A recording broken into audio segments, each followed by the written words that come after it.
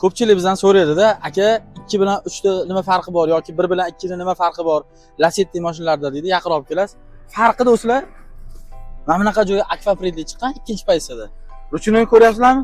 Ruchnoy mana bunaqa joyi nikel bo'lgan. Xullas do'stlar, sizlarga 2012-yilda ishlab chiqarilgan Lacetti takoy yaxshi svejisini olib qo'ydik.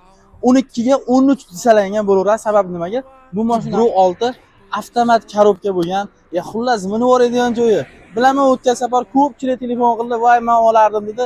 Nasib qilmagan ekan jigarlar. Voy, balonning holatini ko'ryapsizlarmi? Balonning holati sveji bo'lib turibdi. Xullas do'stlar, bu mashinamiz metanga va benzinga yuradi. Kraskasi keladigan bo'lsak, 25-30% kraskasi bor. Oldi, orqalari but-butun bo'lgan Lacetti mashinasi. Do'stlar, bu mashinamiz probeg 226 ming kilometr halol yurgan. Xullas, mashinamiz zavodskiy holatda bo'lib turibdi, lekin rulni luklarni knopkada ochiladi. Bitta ko'ring. Voy, mana qarang. Bitta bosasiz bo'ladi, g'irr ketib qoni ochiladi.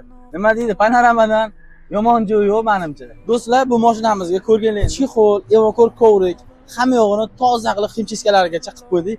Xullas, mashinamizga bitta 5 dan 10 gacha bitta baholab o'ting. Polirovkalarigacha o'zimizning qadrdon akalarimiz qilib bergan do'stlar. Do'stlar, bu mashinamizga hamma rasxodlar qilib qo'yildi. Ximchiskadan tortib chexol, evakor kovrik. Xullas, tayyor sizlarga bekam ko'z bo'lgan mashina.